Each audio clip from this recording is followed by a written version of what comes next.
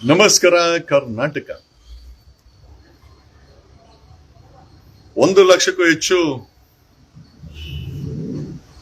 Police constable ಜನಸಂಖ್ಯೆ ಇರುವ ಕರ್ನಾಟಕದಲ್ಲಿ ಒಂದು 8 ರಿಂದ 10 ಸಾವಿರ ಅಧಿಕಾರಿಗಳಿರ್ಬೋದು.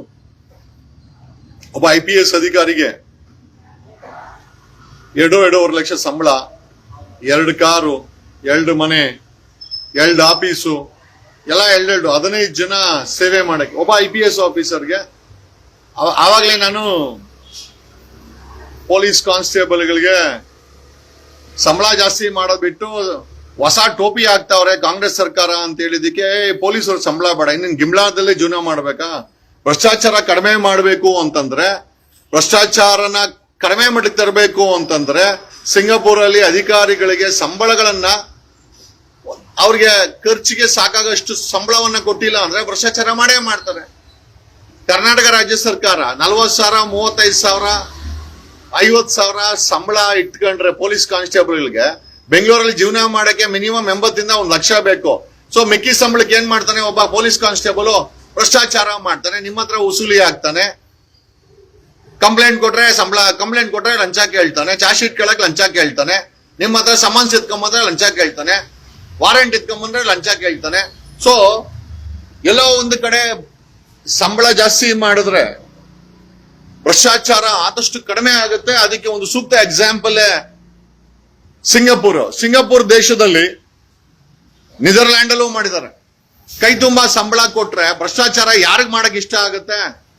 ನಾನು ಇದೇ ವರ್ಷದ ಜನವರಿಯಲ್ಲಿ ಇದೇ ಸಿದ್ದರಾಮಯ್ಯನವ್ರಿಗೆ ಆ ಪೊಲೀಸ್ ಕಾನ್ಸ್ಟೇಬಲ್ ಸಂಬಳಗಳನ್ನ ಜಾಸ್ತಿ ಮಾಡಿ ಆಂಧ್ರದಲ್ಲಿ ಮಾಡಿದ್ದಾರೆ, ತೆಲಂಗಾಣದಲ್ಲಿ ಮಾಡಿದ್ದಾರೆ, ಕೇರಳದಲ್ಲಿ 80,000, ಮಹಾರಾಷ್ಟ್ರದಲ್ಲಿ 80,000 ಮಾಡಿದ್ದಾರೆ.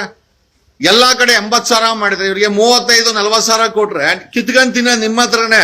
ಸಂಬಳ ಜಾಸ್ತಿ ಬೇಡ, ಅವ್ರಿಗೆ ಟೋಪಿ ಹಾಕು ಅಂತಂದ್ರೆ ಸಂಬಳ ಜಾಸ್ತಿ ಮಾಡಿದ್ರೆ ಮಾಡ್ಲಿಲ್ಲ ಸಿದ್ದರಾಮಯ್ಯ ಸರ್ಕಾರ, ಈ ಕಾಂಗ್ರೆಸ್ ಸರ್ಕಾರ. ಬದಲಿಗೆ ಹೊಸ ಟೋಪಿ ಹಾಕ್ತಾವ್ರೆ. ಅಲ್ರಿ, ಟೋಪಿಯಿಂದ ಭ್ರಷ್ಟಾಚಾರ ಕಡಿಮೆ ಆಗುತ್ತಾ? ಅವ್ರು ಯಾರೋ ಆವಾಗ್ಲೇ ಹಾಕಿದ ಟೋಪಿ ಹಾಕಿದ್ರೆ ಚೆನ್ನಾಗಿ ಕಾಣಿಸ್ತಾರೆ. ನಿನ್ ಜೇಬಲ್ಲಿರೋ ಕಾಸೆಲ್ಲ ಕಿತ್ಕೊಂತಾರೆ ಅವರು. ಟೋಪಿ ಹಾಕೊಂಡು, ಹೊಸ ಟೋಪಿ ಹಾಕೊಂಡು 90% ಪೊಲೀಸ್ ಇಲಾಖೆ ಭ್ರಷ್ಟಾಚಾರದಲ್ಲಿ ಮುಳುಗೋಗಿದೆ. ಅವ್ರುಗಳಿಗೆ ಇವತ್ತು ಸಿದ್ದರಾಮಯ್ಯನವರ ಸರ್ಕಾರ ವಿಧಾನಸೌಧದಲ್ಲಿ ಹೊಸ ನೀಲಿ ಟೋಪಿ ಹಾಕುವ ಕಾರ್ಯಕ್ರಮವನ್ನು ಇಟ್ಕೊಂಡಿದ್ದಾರೆ.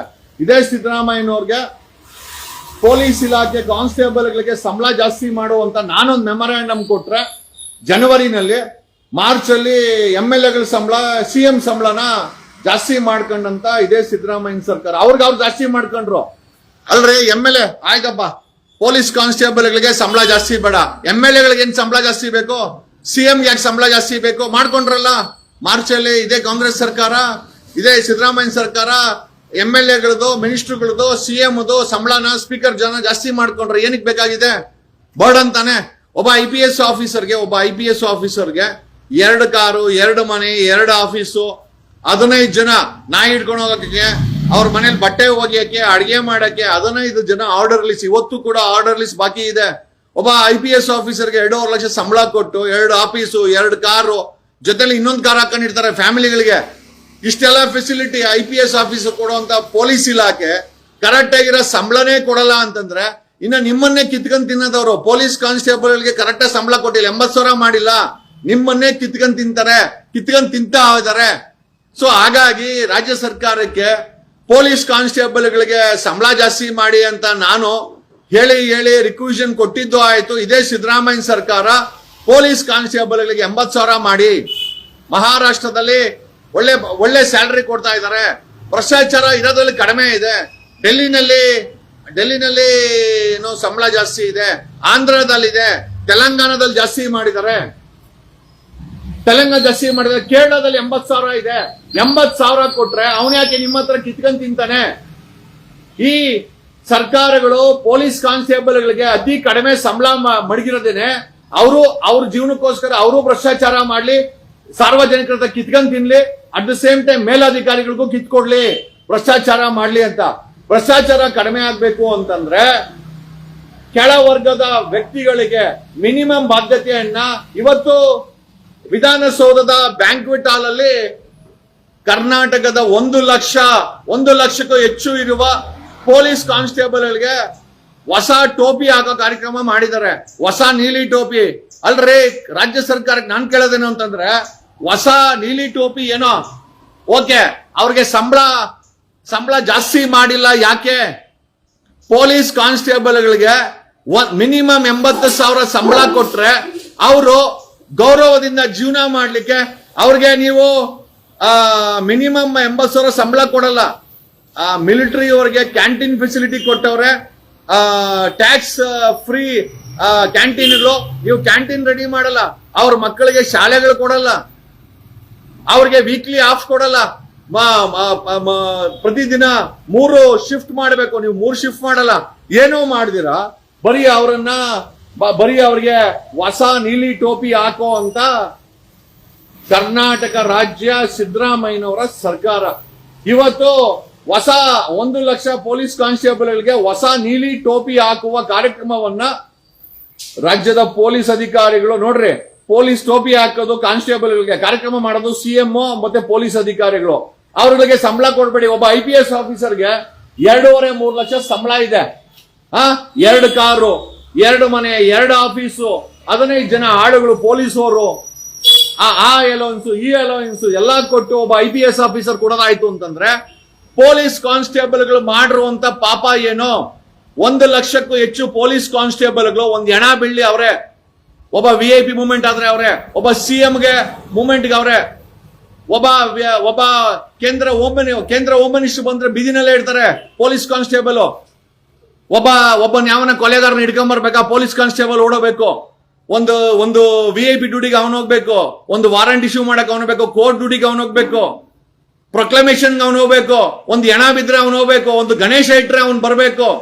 ಒಬ್ರು ನಮಾಜ್ ಮಾಡಿದ್ರೆ, ಕಾರ್ಯಕ್ರಮ ಮಾಡಿದ್ರೆ ಅಲ್ಲಿ ಪೊಲೀಸ್ ಕಾನ್ಸ್ಟೇಬಲ್ ಬೇಕು. ಪೊಲೀಸ್ ಕಾನ್ಸ್ಟೇಬಲ್ ನ ಎಲ್ಲಾ ಕಡೆ ಯೂಸ್ ಮಾಡ್ಕೊಳ್ಳುವಂತ ರಾಜ್ಯ ಸರ್ಕಾರ, ಸಾರ್ವಜನಿಕರು ಅವ್ರಿಗೆ ಸಂಬಳ ಕರೆಕ್ಟ್ ಸಿಗ್ತಾ ಇದೆ ಅಂತ ಯಾವತ್ತಾದ್ರೂ ಯೋಚನೆ ಮಾಡಿದಿರಾ? ನಾನ್ ರೆಪ್ರೆಸೆಂಟೇಷನ್ ಕೊಟ್ಟಿದ್ದೀನಿ. ಸಿಂಗಾಪುರ್ ಅಲ್ಲಿ ಸಂಬಳಗಳನ್ನ ಜಾಸ್ತಿ ಮಾಡಿ ಭ್ರಷ್ಟಾಚಾರವನ್ನ ಕಡಿವಾಣ ಹಾಕದಂತ ಉದಾಹರಣೆ ಸಿಂಗಾಪುರ್ ಅಲ್ಲಿ ಇದೆ. ಸೊ ಮೈ ಹೋಲ್ ಸಬ್ಜೆಕ್ಟ್ ಏನು ಅಂತಂದ್ರೆ, ಬರೀ ಟೋಪಿ ಬದಲಾವಣೆ ಮಾಡೋದ್ರಿಂದ 1 ಲಕ್ಷ ಪೊಲೀಸ್ ಕಾನ್ಸ್ಟೇಬಲ್ ಜೀವನ ಬದಲಾವಣೆ ಆಗಲ್ಲ. ಅವರುಗಳಿಗೆ ವಾರಕ್ಕೊಂದು ರಜೆ, 3 ಶಿಫ್ಟ್, 80,000 ಸಂಬಳ, ಅವರುಗಳಿಗೆ ಏನೋ ಕ್ಯಾಂಟೀನ್ ಫೆಸಿಲಿಟಿ. ಅವ್ರಿಗೂ ಹೆಂಡತಿ ಮಕ್ಳಿಲ್ವಾ? ಅವ್ರಿಗೂ ಟೆನ್ಷನ್ ಇರಲ್ವಾ? ವೀಕ್ಲಿ ಆಫು ಕೊಡಲ್ಲ, 3 ಶಿಫ್ಟು ಇಲ್ಲ, ಕೈ ತುಂಬಾ ಸಂಬಳನೂ ಕೊಡಲ್ಲ. ಭ್ರಷ್ಟಾಚಾರ ಮಾಡಿ ಒಬ್ಬ ಪೊಲೀಸ್ ಕಾನ್ಸ್ಟೇಬಲ್ ಬದುಕಬೇಕು ಅಂತಂದ್ರೆ ಭ್ರಷ್ಟಾಚಾರ ಮಾಡಕ್ಕೋಸ್ಕರನೇ ಪೊಲೀಸ್ ಕಾನ್ಸ್ಟೇಬಲ್ಗಳನ್ನ ಕಡಿಮೆ ಸಂಬಳ ಕೊಟ್ಟು ಮಡ್ಕೊಂಡ್ರು ಅಂತ 3 ಪಕ್ಷದ ಸರ್ಕಾರ. ಕುಮಾರಣ್ಣ ಬ್ರದರ್ ಅಂತಾರಷ್ಟೇ, ಬಟ್ ಈ ಬ್ರದರ್ ಅನ್ನೋ ಡೈಲಾಗು ಸಂಬಳ ಜಾಸ್ತಿ ಮಾಡ್ಲಿಲ್ಲ. ಯಾಕೆ? ಪೊಲೀಸ್ ಕಾನ್ಸ್ಟೇಬಲ್ ಹೆಂಡತಿ ಮಕ್ಳಿಲ್ಲ. ಒಬ್ಬ IPS ಆಫೀಸರ್ಗೆ ಹೆಂಡತಿ ಮಕ್ಳಿರೋದು. ಒಬ್ಬ IPS ಆಫೀಸರ್ಗೆ 2.5 ಲಕ್ಷ ಸಂಬಳ, 2 ಗಾಡಿ, 2 ಆಫೀಸು, ಸಲ್ಯೂಟು, ಅಲೋಯನ್ಸ್ಗಳು, ರಜಾ. ಅವ್ನು ಯಾವ ಬೇಕಾದ್ರೆ ರಜಾ ತಗೊಬಹುದು, ಯಾಕಂದ್ರೆ ಅವನೇ IPS ಆಫೀಸರು.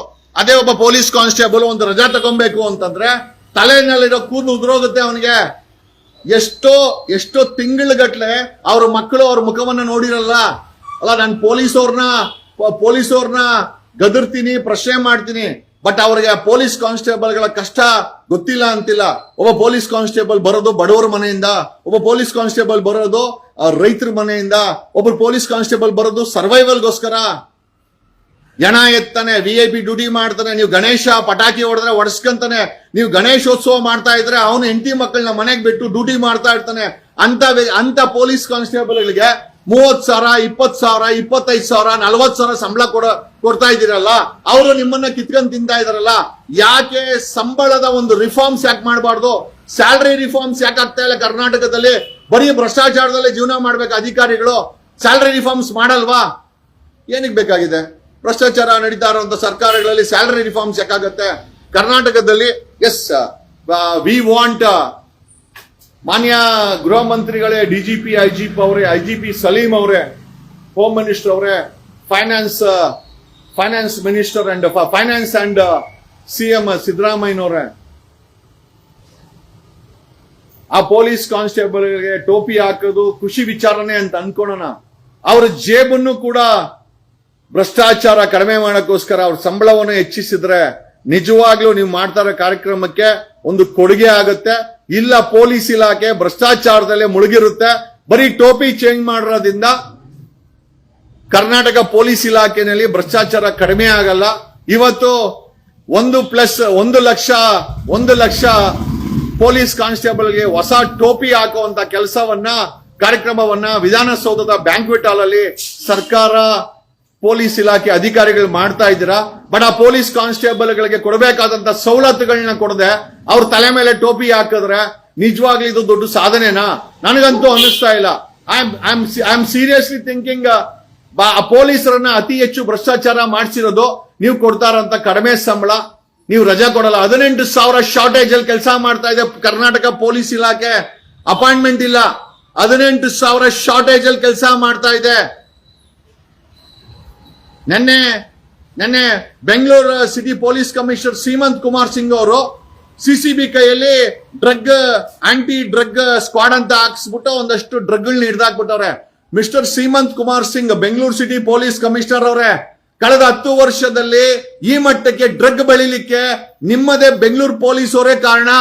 ಒಬ್ಬೊಬ್ಬ ಇನ್ಸ್ಪೆಕ್ಟರ್ನ ಬ್ರೈನ್ ಮ್ಯಾಪಿಂಗ್ ಹಾಕರೆ ಕನಿಷ್ಠ ಅವನು ಮಾಡಿರುವಂತ ಅಕ್ರಮ ಆಸ್ತಿ 500 ಕೋಟಿಗೂ ಹೆಚ್ಚಿರುತ್ತೆ. 90% ಇನ್ಸ್ಪೆಕ್ಟರ್ಗಳು ಬೆಂಗಳೂರಲ್ಲಿ ಕೆಲಸ ಮಾಡೋರು ಮಿನಿಮಮ್ 500 ಕೋಟಿಗಿದ್ದಾರೆ. ಇವ್ರುಗಳನ್ನ ಬ್ರೈನ್ ಮ್ಯಾಪಿಂಗ್ ಹಾಕಿದ್ರೆ ಇವ್ರು ಮಾಡಿರೋ ಅಕ್ರಮ ಆಸ್ತಿ ಎಲ್ಲ ಬರುತ್ತೆ. ಹೇಗ್ ಮಾಡಿದ್ರು? ಡ್ರಗ್ ಪೆಡ್ಲರ್ಗಳ ಹತ್ರ ಕಮಿಷನ್ ಇಸ್ಕೊಳೋದು ನೋಡಿದ್ರಲ್ಲ. ಚಾಮರಾಜಪೇಟೆ ಇನ್ಸ್ಪೆಕ್ಟರ್ ಮಂಜ ಡ್ರಗ್ ದಂಧೆ, ಅವರು ಮಂಜನೊಬ್ಬಂದೇ ಅಲ್ಲ, ಪ್ರತಿಯೊಬ್ಬ ಇನ್ಸ್ಪೆಕ್ಟರ್ 90% ಇನ್ಸ್ಪೆಕ್ಟರ್ಗಳು ಸೋಲ್ಡ್ ಔಟ್. ಕಾಸ್ಕಟ್ ಪೋಸ್ಟಿಂಗ್ ಹಾಕ್ಸ್ಕೊಂತಾರೆ.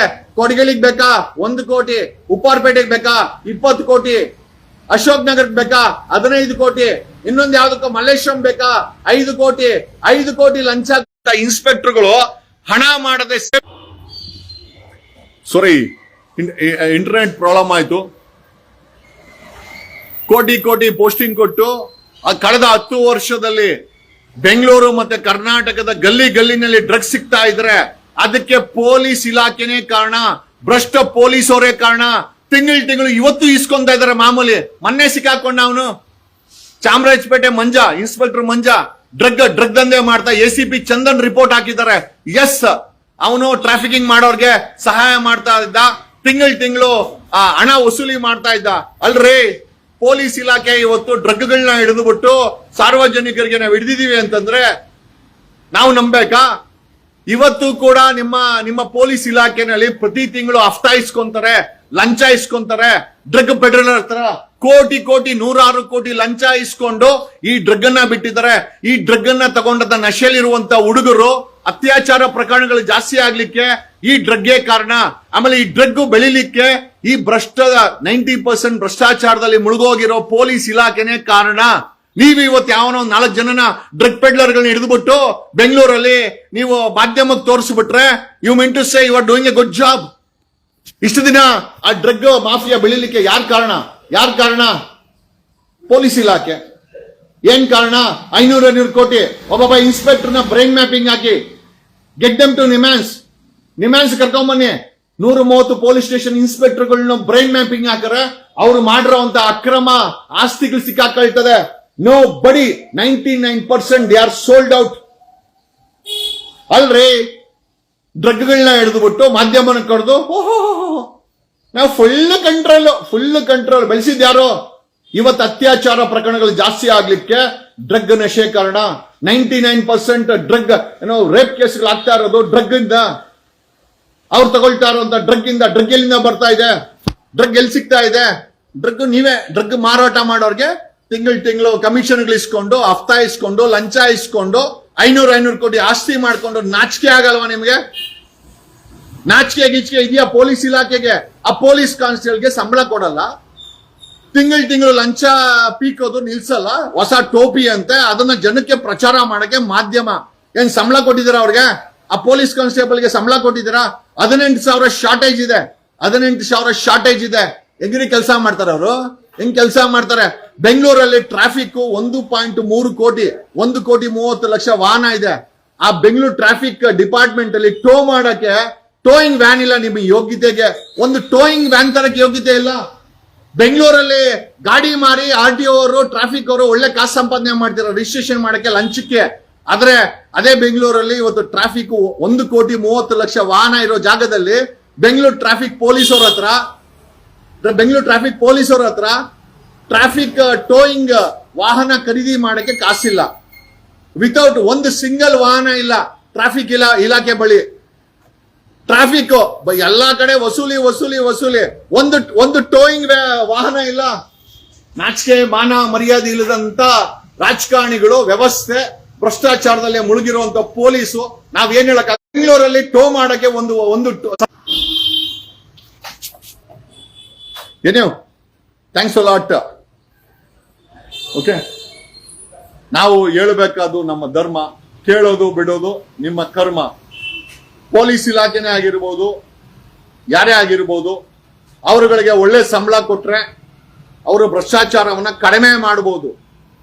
40,000, 30,000, 20,000 ಸಂಬಳ ತಗೊಂಡು ಪೊಲೀಸ್ ಕಾನ್ಸ್ಟೇಬಲ್ ನಿಮ್ಮ ಹತ್ರನೇ ವಸೂಲಿ ಮಾಡಿ ಅವನು ತಿಂದು ಮೇಲಧಿಕಾರಿಗಳು ಕೊಟ್ಟು ರಾಜಕಾರಣಿಗಳು ಕೊಡ್ತಾನೆ. 80,000 ಸಂಬಳ ಮಾಡಿ ಅವನಿಗೆ ಟ್ಯಾಕ್ಸ್ ಫ್ರೀ ಕ್ಯಾಂಟೀನ್ ಕೊಟ್ಟು ಅವ್ರ ಮಕ್ಕಳಿಗೆ ಶಾಲೆ ಕೊಟ್ಟು ವಾರಕ್ಕೊಂದು ರಜಾ, ದಿನಕ್ಕೊಂದು 3 ಶಿಫ್ಟ್ ಕೊಟ್ರೆ ಅವರು ಕೂಡ ಮನುಷ್ಯರು ಅಂತ ನಾನು ಭಾವಿಸಿದ್ದೇನೆ. ನಾನೇನಾದ್ರೂ CM ಆದ್ರೆ ಮೊದಲು ರಿಫಾರ್ಮ್ ಮಾಡದೆ ಕರ್ನಾಟಕ ಪೊಲೀಸ್ ಇಲಾಖೆನ I will reform it. Salary ಕೊಡೋಣ, ಲಂಚ್ಗೆ ಕಡಿವಾಣ ಹಾಕೋಣ. ಸ್ಯಾಲ್ರಿ ನಿಯತ್ತಾಗಿರೋ ಸ್ಯಾಲ್ರಿ ಕೊಟ್ರೆ ಯಾವ ನನ್ನ ಮಗ ಲಂಚ ಮುಡ್ತಾನೆ? ಅಟ್ಲೀಸ್ಟ್ ಲಂಚದ ಪ್ರಮಾಣ ಕಡಿಮೆ ಅಂತೂ ಆಗುತ್ತಾ? ಕರ್ನಾಟಕದಲ್ಲಿ 18,000 ಶಾರ್ಟೇಜ್. ಹೋದ ವರ್ಷ 4,000 ಪೋಸ್ಕೋ ಕೇಸಸ್ ರಿಜಿಸ್ಟರ್ ಆಗಿದೆ. ಮಕ್ಕಳ ಮೇಲೆ ಅತ್ಯಾಚಾರ 4,000. 2024 ಒಟ್ಟು 4,000 ಪೋಸ್ಕೋ ಕೇಸಸ್ ರಿಜಿಸ್ಟರ್ ಆಗಿದೆ ಕರ್ನಾಟಕದಲ್ಲಿ. ಇದಕ್ಕೆಲ್ಲ ಕಾರಣ ಏನ್ ಅನ್ಕೊಂಡಿದ್ದೀರಾ? ಡ್ರಗ್. ಮಕ್ಕಳ ಮೇಲೆ ಅತ್ಯಾಚಾರ ಜಾಸ್ತಿ ಆಗ್ಲಿಕ್ಕೂ ಕೂಡ ಡ್ರಗ್, ಅದನ್ನ ಮಾರಾಟ ಮಾಡಕ್ಕೆ ಯಾರು ಬಿಟ್ಟಿರೋದು? ಇದೇ ಭ್ರಷ್ಟ ಪೊಲೀಸ್ ಇಲಾಖೆ. ಇದನ್ನ ಅವ್ರು ಒಪ್ಕೊಳ್ಳಲ್ಲ. ಅವ್ರನ್ನ ನೀವು ಒಪ್ಕೊಂಡಿಲ್ಲ ತಾನೆ? ಒಂದ್ ಕೆಲಸ ಮಾಡೋಣ, ಕರ್ನಾಟಕದಲ್ಲಿ ಒಂದು 2,000 ಪೊಲೀಸ್ ಇನ್ಸ್ಪೆಕ್ಟರ್ ಇರ್ಬೋದು, ಒಂದು 5,000 PSI ಇರ್ಬೋದು. ಇಷ್ಟು ಜನನ ಬ್ರೈನ್ ಮ್ಯಾಪಿಂಗ್ ಹಾಕೋಣ. Can be put them into brain mapping. ಮಂಪರು ಪರೀಕ್ಷೆಗೆ ಹಾಕೋಣ. ಮಂಪರು ಪರೀಕ್ಷೆಗೆ ಹಾಕಿ ಅವ್ರು ಎಷ್ಟೆಷ್ಟು ಆಸ್ತಿ ಮಾಡಿದ್ದಾರೆ, ಲಂಚ ತಗೊಂಡಿದಾರ ಇಲ್ಲ ನೋಡೋಣ. ಇಲ್ಲ ರೀ, ಬರೀ ಭ್ರಷ್ಟಾಚಾರದಲ್ಲೇ ಮುಳುಗೋಗಿದ್ದಾರೆ ಇವರು. ಸರ್ಕಾರಗಳು ಅಷ್ಟೇ ಬರೀ ಕಾಸು ಮಾಡೋದು. ಹೇಳೋದಲ್ಲ, ಅವನ್ ಯಾವನೋ ಮಂತ್ರಿ 1,400 ಕೋಟಿ ಡಿಕ್ಲೇರ್ ಮಾಡವನೆ. ಅಲ್ಲಿ ನೋಡಿದ್ರೆ ಆ ಪೊಲೀಸ್ ಕಾನ್ಸ್ಟೇಬಲ್ ಮನೆಯಲ್ಲಿ ತಿನ್ನಕ್ಕೆ ಉಣ್ಣಕ್ಕೆ ಮ್ಯಾಚ್ ಆಗಲ್ಲ. ಅದು ಆ ಅಂಗಡಿಗಳ ಹತ್ರ ಭಿಕ್ಷೆ ಬೇಡೋದು, ಕಂಪ್ಲೇಂಟ್ ಕೊಡೋ ಹತ್ರ ಭಿಕ್ಷೆ ಬೇಡೋದು, ಪಾಸ್ಪೋರ್ಟ್ ಗೋರೆ ವೆರಿಫಿಕೇಶನ್ಗೆ ಭಿಕ್ಷೆ ಬೇಡೋದು, ಲಂಚನ. ಸಮನ್ಸ್ ಇಶ್ಯೂ ಮಾಡಕ್ ಹೋದ್ರೆ 100 ರೂಪಾಯಿ ಇಸ್ಕೊಂಬರೋದು, ವಾರಂಟ್ ಇಶ್ಯೂ ಮಾಡಕ್ ಹೋದ್ರೆ 1,000 ರೂಪಾಯಿ ಇಸ್ಕೊಂಬರೋದು. ಬರೀ ಭಿಕ್ಷೆನಲ್ಲೇ ಜೀವನ ಮಾಡ್ತಾ ಇರುವಂತ ಪೊಲೀಸ್ ಕಾನ್ಸ್ಟೇಬಲ್ಗಳಿಗೆ ಒಂದು ಗೌರವಾನ್ವಿತದಂತ ಒಂದು ಸ್ಯಾಲರಿ ಕೊಡುವಂತ ಯೋಗ್ಯತೆ ಇಲ್ಲದಂತ ಸರ್ಕಾರ ಇವತ್ತು ಹೊಸ ಟೋಪಿ ಕಾರ್ಯಕ್ರಮ ವಿಧಾನಸೌಧದಲ್ಲಿ ಮಡಗಿದ್ದಾರೆ ಅಂತಂದ್ರೆ ಎಲ್ಲಿಗೆ ಬಂತು? ಯಾರಿಗೆ ಬಂತು 47ರ ಸ್ವಾತಂತ್ರ್ಯ? ಬ್ರಿಟಿಷ್ ಟೋಪಿ ತೆಗೆದು ಹೊಸ ಕಾಂಗ್ರೆಸ್ ಸರ್ಕಾರದ ಹೊಸ ಟೋಪಿ ಹಾಕಕ್ಕೆ ಬಂತು ಅಂತ ಹೇಳುತ್ತಾ? ಹೇಳಬೇಕಾದ್ರು ನನ್ನ ಧರ್ಮ, ಕೇಳೋದು ಬಿಡೋದು ನಿಮ್ಮ ಕರ್ಮ. ಆಯ್ತು ಬಿಡಿ, ಕಡಿಮೆ ಸಂಬಳನೇ ಕೊಡ್ಲಿ ಪೊಲೀಸ್ ಕಾನ್ಸ್ಟೇಬಲ್ಗೆ, ನಿಮ್ಮನ್ನೇ ಕಿತ್ಕೊಂಡ್ ತಿನ್ಲಿ. ಧನ್ಯವಾದಗಳು.